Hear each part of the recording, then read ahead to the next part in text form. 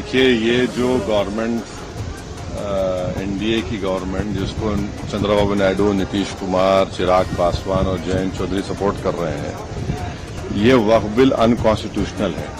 ये वक्फ bill article 14, article 25, 26, 29 का grave violation है। ये वक्फ बिल नहीं है, बल्कि ये वक्फ बर्बाद बिल है ये।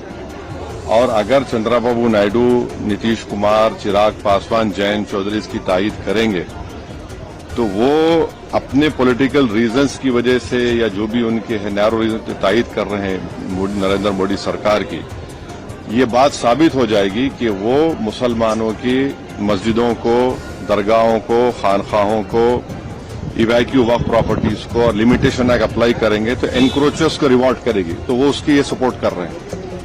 उनको ये देखना चाहिए कि ये सपोर्ट तो कर रहे हैं, मगर क्या आप 5 साल के बाद जब जाएंगे जनता के पास, क्या जवाब देंगे उनको? अब तो बिहार का चुनाव भी है। तो ये अनकॉन्स्टिट्यूशनल। एक बात समझिए, वक्फ बाय यूजर सरकार निकाल रही है। हिंदू धर्म में mud by user, temple by user allowed है, तो यहां पर क्यों अलाउ नहीं कर रहे आप? हिंदू एंडोमेंट बोर्ड में कोई नॉन हिंदू मेंबर नहीं बन सकता, तो यहां पर आप नॉन मुस्लिम को क्यों बना रहे हैं? तीसरी बात यह है कि एंडोमेंट का जो ट्राइब्यूनल है उसका डिसीजन के खिलाफ आप रिव्यू डालते हैं, यहां पर आप कह रहे हैं कि उसको अपील करेंगे। हिंदू एंडोमेंट बोर्ड में कमिश्नर, कोई भी हिंदू एंडोमेंट कमिश्नर कोई प्रॉपर्टी को डिक्लेयर कर सकता है एज अ हिंदू धर्म की प्रॉपर्टी। कलेक्टर का कोई रोल नहीं हिंदू एंडोमेंट बोर्ड में, क्यों कलेक्टर को लेकर आ रहे हैं आप?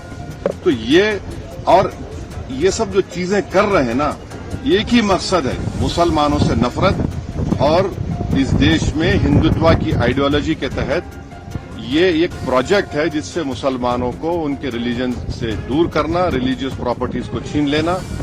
हमारा डिमांड एक ही है कि जो चीजें हिंदू धर्म के लिए, एंडोमेंट बोर्ड के लिए सही है, यहां पर गलत कैसे हो रही है? वो जो सिख गुरुद्वारा प्रबंधक कमेटी में कोई नॉन सिख मेंबर नहीं बन सकता, तो यहां पर कैसा कोई नॉन मुस्लिम बनेगा? ये बात आपको समझने की जरूरत है। आर्टिकल 25, 26, 29, 14 का ग्रेव वायलेशन है।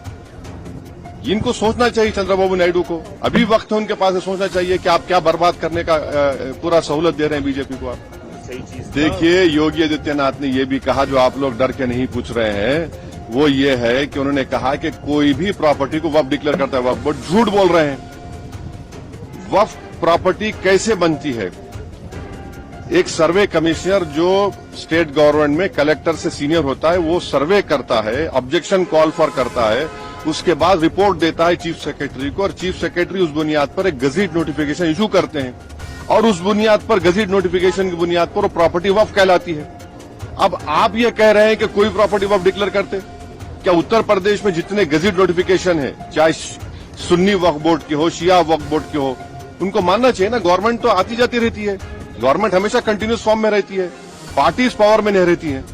तो योगी आदित्यनाथ ये झूठ बोल रहे हैं, और ये चाहते ये हैं कि मस्जिद के झगड़े शुरू हो जाए, वहां पर कोई जाकर पिटीशन डाल दे सरकार को कि भाई यहां पर मस्जिद नहीं थी। इस बिल में मैं फिर से कह रहा हूं, इसमें पावर इतने हैं कि कलेक्टर अगर इंक्वायरी ऑर्डर करेगा किसी वक्फ प्रॉपर्टी की, तो इंक्वायरी खत्म ही नहीं करेगा कलेक्टर, और जब इंक्वायरी ऑर्डर करेगा तो वक्फ प्रॉपर्टी नहीं रहेगी। तो ये वक्फ की जायदादों को छीनने के लिए मोदी सरकार ये बिल को ला रही है। कोई वक्फ की प्रॉपर्टी का इसमें हिफाजत नहीं होगी, ना उसका रेवेन्यू में इजाफा होगा। आप 12 साल आप लिमिटेशन एक्ट अप्लाई कर रहे हैं, क्यों अप्लाई कर रहे हैं लिमिटेशन? हिंदू धर्म के ऊपर लिमिटेशन एक्ट अप्लाई नहीं होता, तो जो एनक्रोचर 12 साल से ओनर बन जाएगा, वो ओनर बन जाएगा ना। अब ये बताइए कौन सा काम कर रहे हैं आप कौन सा प्रॉपर्टी बचा रहे हैं? ये पार्लियामेंट सामने मस्जिद है, आप वक्फ बाय यूजर निकाल के कह रहे हैं कि डिस्प्यूट गवर्नमेंट होगा, डिस्प्यूट होगा, ये गवर्नमेंट प्रॉपर्टी होगी। दिल्ली एलडीओ कहती है ये मस्जिद जो है हमारी है। कल कलेक्टर को आप पावर्स दे रहे हैं, गवर्नमेंट के ऑर्डर पे बोलेगा ये मस्जिद गवर्नमेंट प्रॉपर्टी, मस्जिद बंद हो जाएगी। फिर ये हम एग्जाम्पल दे रहे हैं आपको। अब इसका गवर्नमेंट कैसा इसका रद्द करेगी? और फिर इनके जो चमचे हैं दुम छल्ले, एक अजमेर दरगाह के वो कौन है, वो दीवान का बेटा है। देखिए, ख्वाजा एक्ट के तहत वो दीवान गवर्नमेंट का एम्प्लॉय है, नौकर है वो गवर्नमेंट का, और आप लोग लिखते नहीं है, बोलते नहीं। उसको हर साल एक कोर्ट का, हाई कोर्ट के जजमेंट से उसको साल में 1.5 करोड़ रुपए मिलते हैं। वो बताए, वो दीवान का बेटा के भैया दीवान बताए कि कितना उन्होंने मुस्लिम महिलाओं के लिए, मुस्लिम बेवा महिलाओं के लिए, मुस्लिम यतीम बच्चों के लिए उन्होंने कौन सा मदद की। और उसका तो कोई वक्फ भी नहीं है। उनका कौन सा वक्फ बताइए, उनका तो वक्फ ही नहीं है।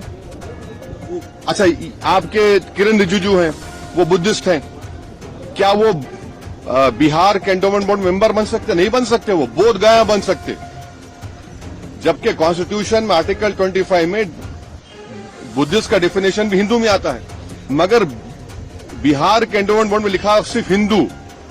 सिख भी नहीं बन सकता, सिख भी हिंदू होता है लीगली, और बुद्धिस्ट भी होता है, वो अपने मेंबर नहीं बन सकते। तो अब यहां पर लाके आप नॉन मुस्लिम को ला रहे हैं, क्यों ला रहे हैं? ताकि नॉन मुस्लिम ज्यादा हो जाए स्टेट वक्फ बोर्ड में। उसके बाद आप वक्फ बाय यूजर के निकाल रहे हैं कंडीशन के साथ, तो आप पूरा कब्जा कर लेंगे आप। ये हमारा जेन्युइन कंसर्न है। ये कोई वक्फ को बचाने के लिए, वक्फ को इंप्रूवमेंट करने नहीं लाया जा रहा है। मुसलमानों से मस्जिदों को छीनने के लिए, दरगाहों को छीनने के लिए कानून ला रही है।